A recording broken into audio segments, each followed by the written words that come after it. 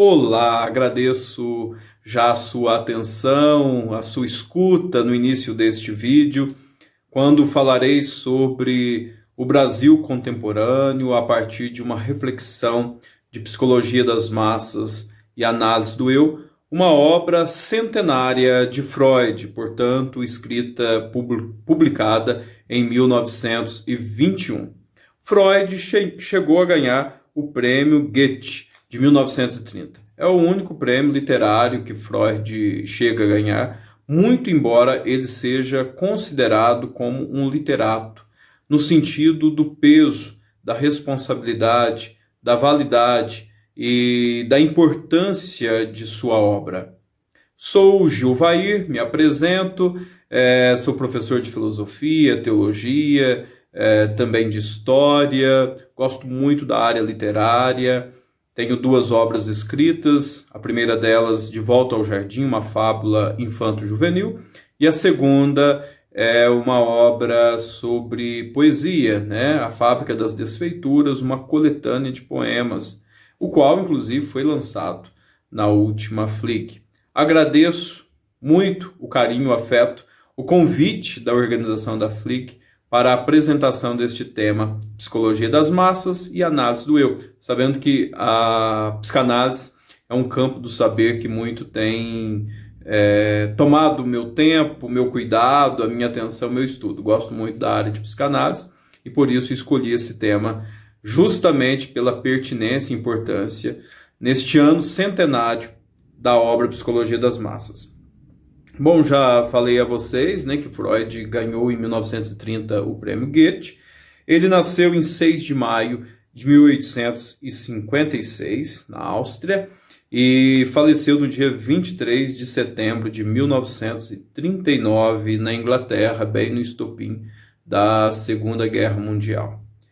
Bom, inicialmente a psicanálise é observada como um método, um método subjetivo para conhecer a pessoa humana, para analisar os indivíduos. Quando pensamos a psicanálise, pensamos nesta subjetividade que lhe é própria na análise dos indivíduos. Contudo, esta obra de Freud, Psicologia das Massas e Análise do Eu, de 1921, considerada já uma obra madura de Freud, nos mostra justamente o contrário desta compreensão de que a psicanálise apenas trata dos indivíduos. Freud apresenta nesta obra que todo indivíduo carrega em si a história de uma massa. Todo indivíduo traz em si o seu grupo, o psiquismo do seu grupo, o psiquismo de sua massa. Ou seja, cada um de nós é o tanto do que convive com os múltiplos grupos sociais. Todos nós trazemos a história de muitas massas coletivas, portanto. Lembrando também que em 1939, Freud publicaria O Homem Moisés e a Religião Monoteísta, considerada a sua última obra. E nesta obra de Freud, ao falar do homem Moisés e da religião monoteísta, da religião judaica, ele diz como que um povo é constituído a partir de um líder, a partir de um homem. A saber que Freud tem origem judaica. De algum modo, ele também torna-se o Moisés da psicanálise, um grande líder que dará consequências para a psiquiatria, para a própria psicologia e, fundamentalmente, para a psicanálise que dele nasce. Ao falar da formação do povo em torno de um líder, a partir de Moisés, nesta obra de 39, nós compreendemos que as massas têm uma psique e que esta psique é alimentada pela figura do próprio líder. Ao falar que Freud ele dá início à sua pesquisa em psicanálise a partir da histeria, nós poderíamos inicialmente pensar numa questão subjetiva, mas não. A histeria, para Freud, mais do que uma questão individual, é uma questão coletiva. Ele bem entendia que a histeria era um problema de seu tempo, de sua época, nos mostrando assim que cada época traz os seus sintomas. Quais seriam os sintomas de nossa época? Também vale a pena pensar, né? Então, a sociedade toda é trabalhada por Freud quando ele começa a esboçar a psicanálise no problema da histeria. Então, a doença de um indivíduo é a doença de um povo, é a doença de um coletivo, é uma doença também de uma época. Em 1913, Freud publicou Totem e Tabu, uma obra muito importante para pensar o desenvolvimento neurótico da civilização. Como que a civilização se faz civilização e neuroticamente, portanto, se desenvolve. São obras que vão como lagos desaguando naquilo que foi psicologia das massas e análise do eu, né? E mais tarde o homem Moisés e a religião monoteísta. A grande questão que Freud traz nesta obra centenária é a seguinte: como que uma massa se mantém coesa? Como que uma massa ela se sustenta em sua psique coletiva, né? Freud vai dizer que Eros, que portanto é a paixão, a libido, que explica os grandes fenômenos grupais. É interessante porque, por vezes, nós vemos determinados fenômenos grupais, os quais não os explicamos a uma análise bastante racional. Mas quando nós passamos a observar que é a paixão interna deste grupo que o alimenta, nós entendemos o próprio fenômeno em si, né?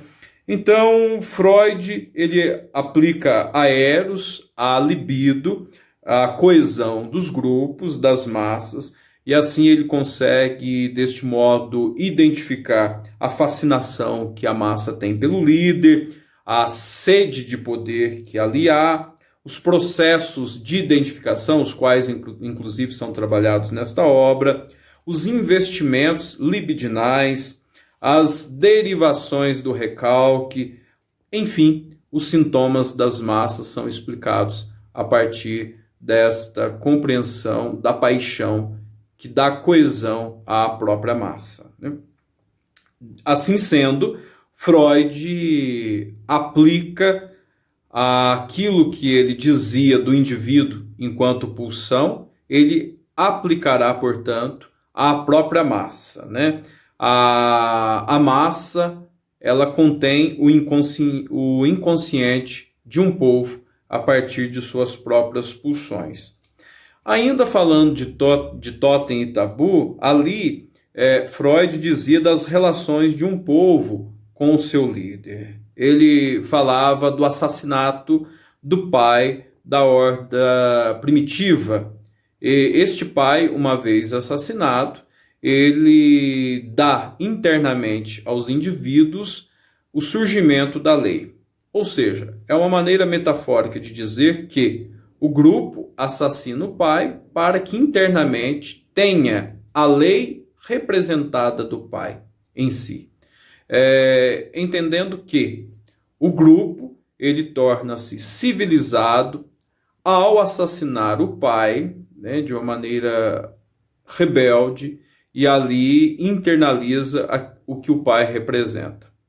Diríamos que na formação da pessoa, quando o indivíduo ele se emancipa a partir do distanciamento de seu pai, de sua mãe, de sua família. Ele se distancia e aquilo que ele vivia no seio familiar, como regra, como norma, como organização, agora ele viverá sem a presença do pai, de modo que a lei do pai, a regra da família, do seu grupo primordial, estarão dentro de si mesmo, né? Mas socialmente Freud compreende que a civilização ela se organiza a partir desta lei interna. O recalque, assim sendo, traz a lei moral. É preciso recalcar o próprio desejo para que a lei ganhe ordenamento, né, na vida da massa. Então a massa vive em torno de sentimentos comuns, os quais tornam-se mais fortes pela psique. Então, toda a massa ela estará reunida em torno desta lei, em torno deste ordenamento comum, em torno desta psique comum, em torno dessa massa, dessa moral que é comum à própria massa. E o líder acaba que assumindo esta lei interna da própria massa, ou essa aspiração interna da massa.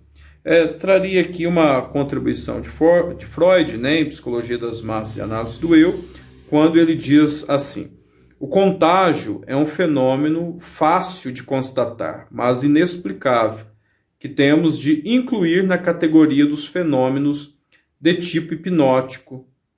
Na multidão, todo sentimento, todo ato é contagioso, e isso em grau tão elevado que o indivíduo muito facilmente sacrifica seu interesse pessoal ao interesse coletivo.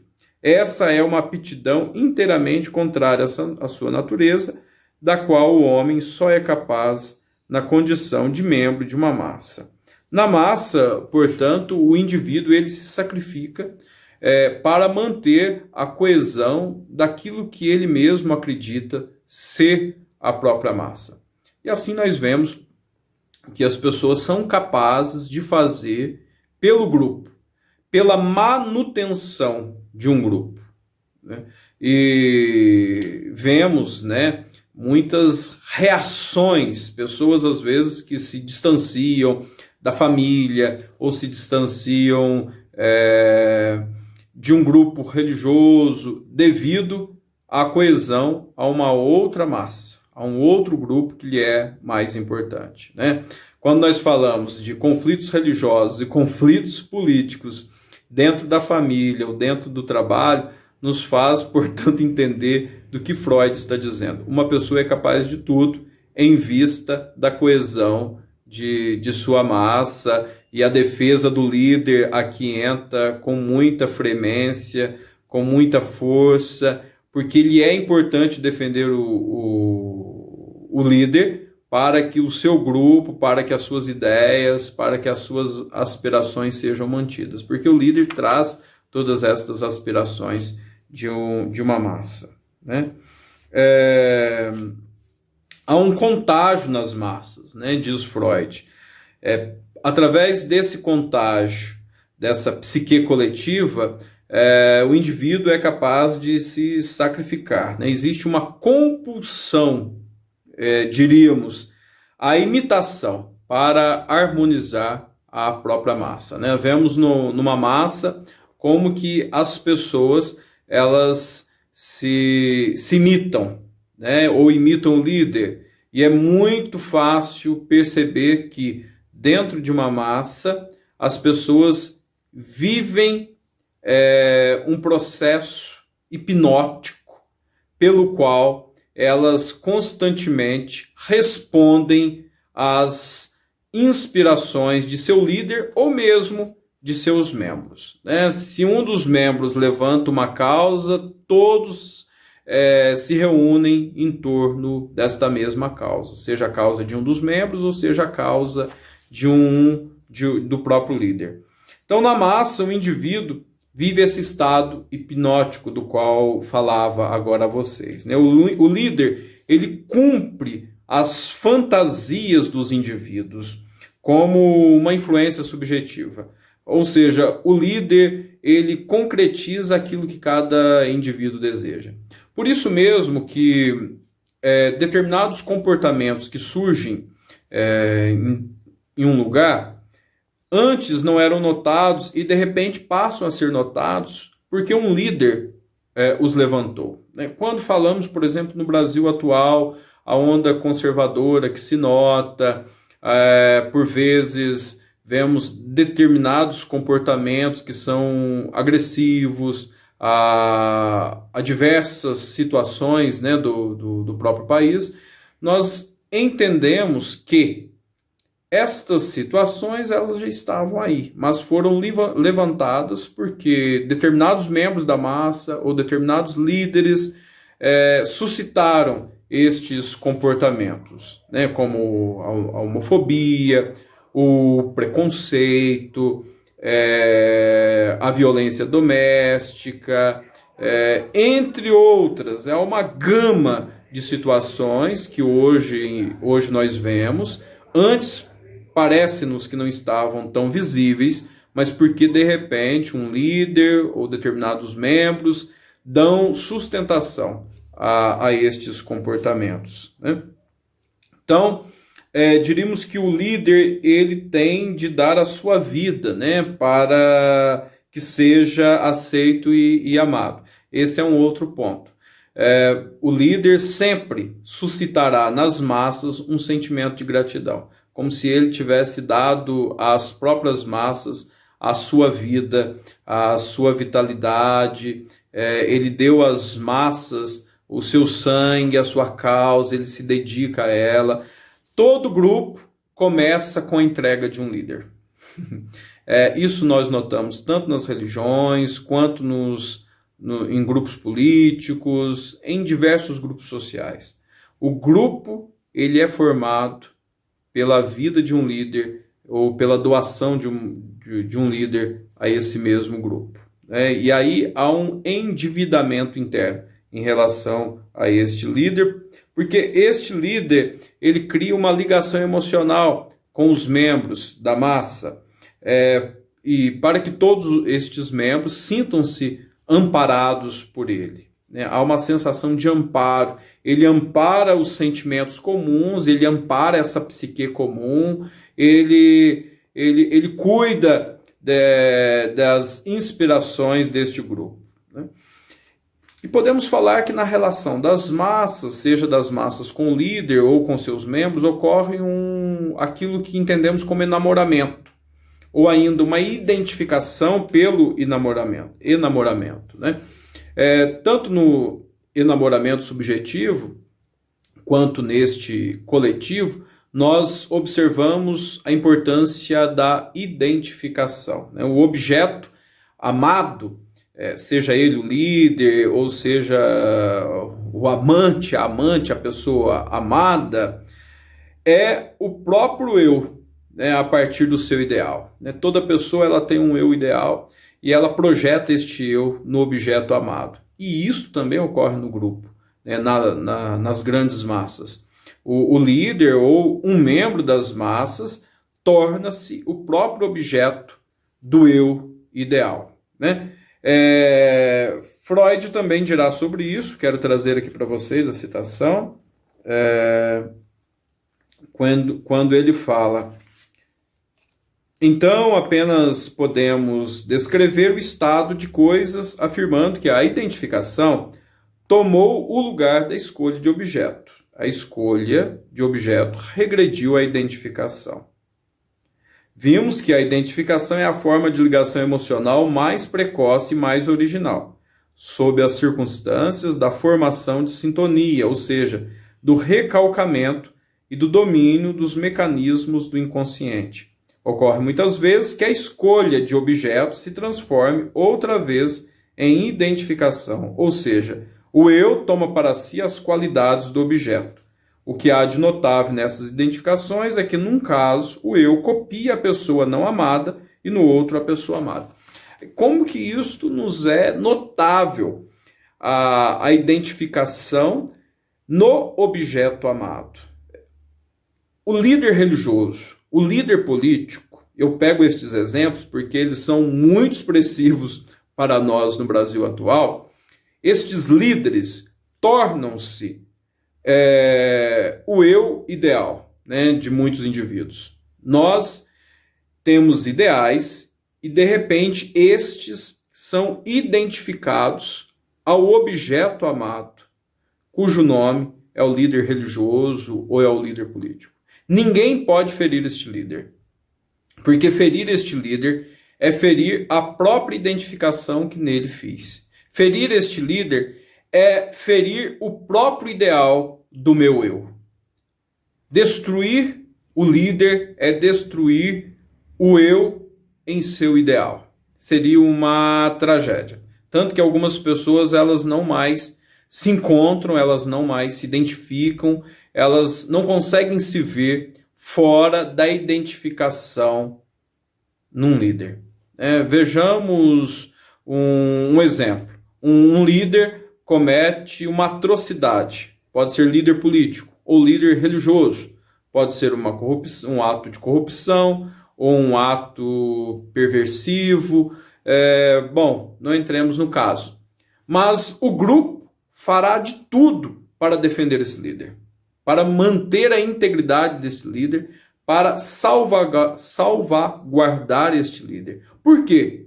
Porque se este líder é destruído, destrói-se também o ideal deste eu.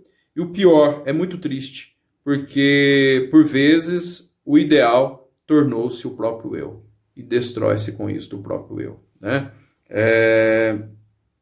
Um outro tema trabalhado por Freud nesta obra é o gregarismo, né, que eu falava agora há pouco a vocês, que é a defesa do rebanho.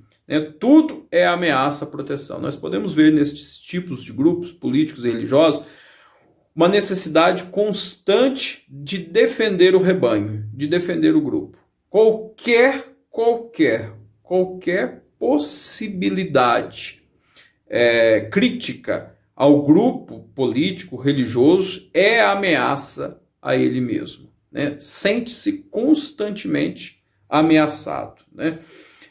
E assim, o grupo se mantém através de dois pontos, do dever comum e do sentimento de culpa. Notemos que estes grupos, gregários, geralmente, eles se fundamentam ou se sustentam ao longo do tempo através de um dever que é comum a todo grupo e a culpa que mantém o grupo, os membros dentro deste grupo.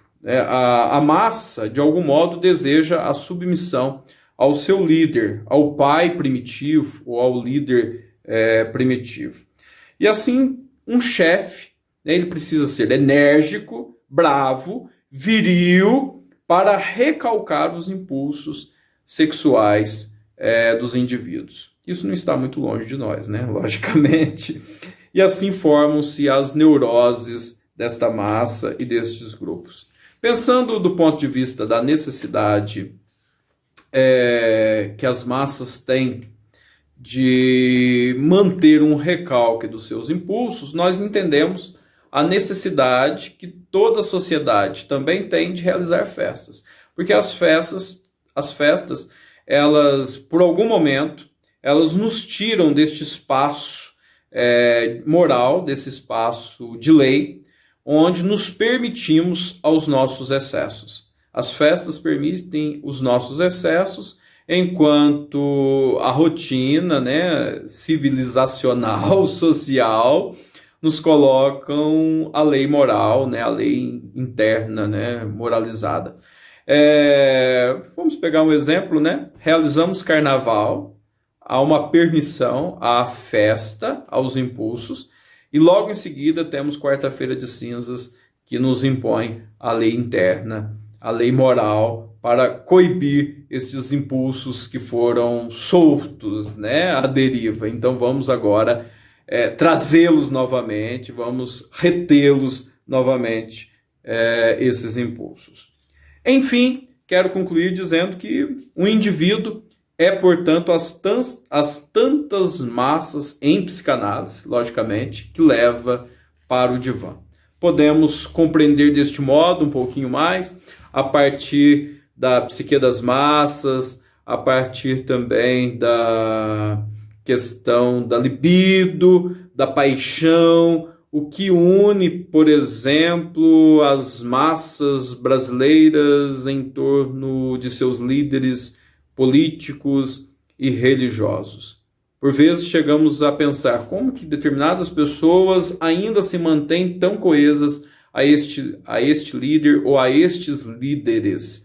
A identificação nos explica, a coesão das massas, a libido nos faz entender tudo isto, e ainda mais o ideal do eu, colocado no líder destas massas, nos faz compreender todas estas realidades. Agradeço a sua atenção e a sua participação aqui. Um grande abraço e boa continuidade na riqueza destes eventos da Flic.